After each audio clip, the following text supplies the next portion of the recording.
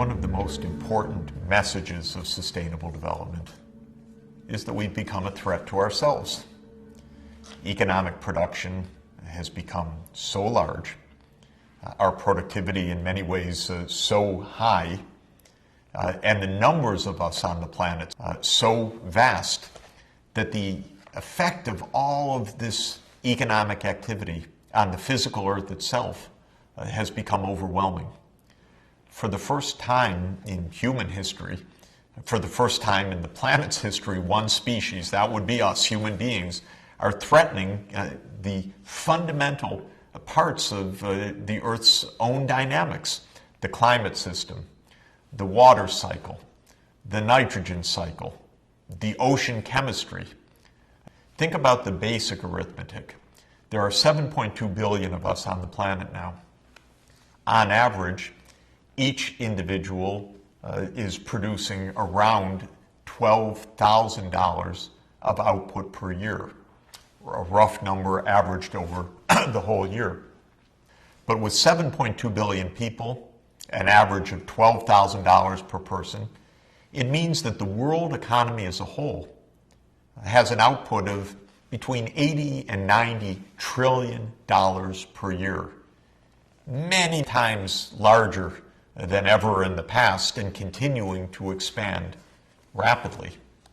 And the result of all of that in the water we're using, the energy that we're burning, the land that is being devoted to feeding the planet, the chemicals that are produced, and the pollution that results from that, poisoning the air and the waterways, is leading to an unprecedented environmental crisis.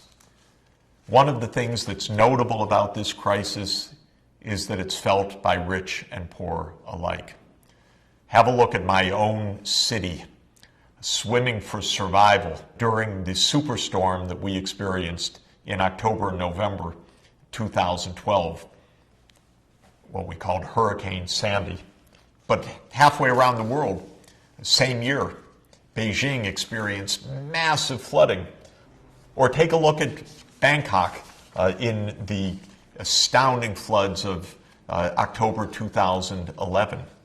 Again, a major world city underwater, deluged by unprecedented rains. And as in all of these cases, a huge setback for the economy, loss of life, massive loss of property, billions or tens of billions of dollars of damage, and an unsettled global economy because a disruption in one part of the world, in a world of interconnected production, of supply chains that stretch across the world, mean that a flood in Bangkok can disrupt automobile production or computer production all over the world because of components or factories that can't get to market during these disasters. The kinds of disasters that are being felt are varied, but what is clear is that they're rising in number. What we call hydrometeorological shocks or disasters, water and weather related, whether it's deluges, extreme storms, hurricanes and typhoons of huge impact, storm surges and floods as swept over Manhattan or Beijing or Bangkok, massive droughts that lead to the remarkable and shocking phenomenon you see here of terrible forest fires that spread across the American West in 2012. These kinds of varied storms, shocks, heat waves, droughts, floods have become the new normal for the world. In fact, it's part of a world that is so new and so stark that the scientists, notably the geologists, have given our age even a new name. They call it the Anthropocene, a new word that comes from its Greek roots, anthropos and scene. Anthropos meaning human, scene meaning epoch or age of the earth.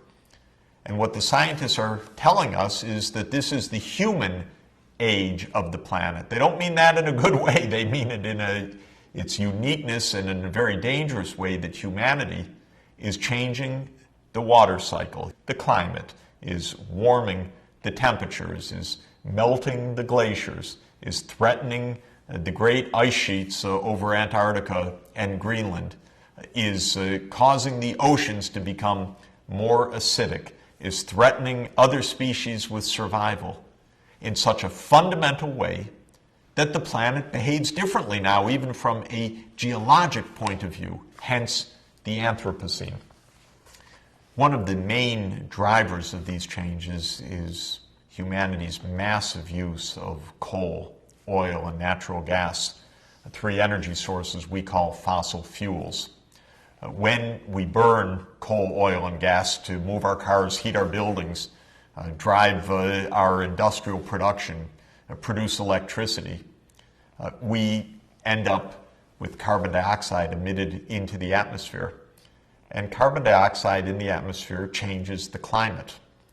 This stark graph, which we will revisit later on, shows the cycles of carbon dioxide concentrations in the atmosphere, shown here over the last 800,000 years. Well, by natural processes, mainly changes of the Earth's orbit and the effects that produced, carbon dioxide in the Earth's history has gone up and down in kind of a wave-like manner. But look at the recent few years, the blink of an eye in terms of the Earth's history. Carbon dioxide has suddenly soared to levels of 400 parts per million of CO2 in the atmosphere, something not seen on the planet, not for 800,000 years, indeed not for 3 million years.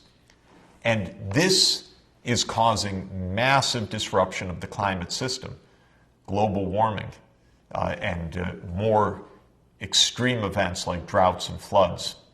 We'll be talking a lot about this and what can be done about it, but it is a stark illustration of how humanity is changing the basic Earth processes.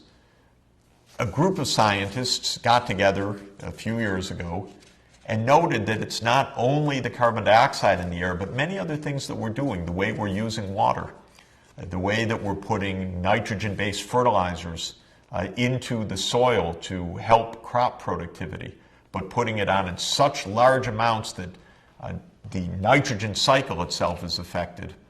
The way that carbon dioxide in the atmosphere affects the ocean chemistry, making the ocean more acidic. The way we're chopping down trees to make room for new pasture land and farmland.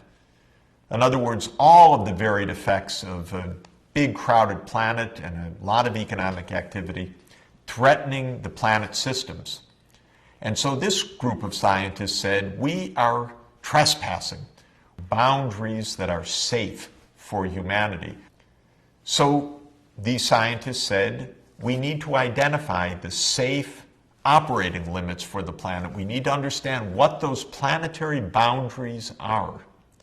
And around the circle you see here is their visualization of those planetary boundaries. Have a close look.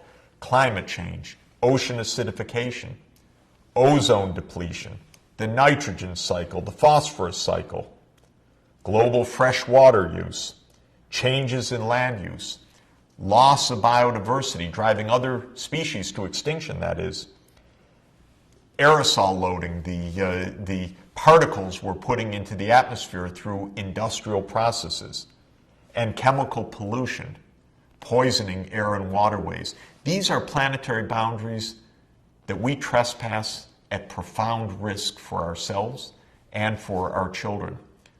A core goal of the science of sustainable development is to understand these risks and, most importantly, to determine what we can do so that we stay within the safe operating limits of humanity. We honor and respect these planetary boundaries as we continue to improve our well-being. It's the combination of economic prosperity, social inclusion, ending poverty, and ensuring environmental sustainability that is the holistic objective of sustainable development.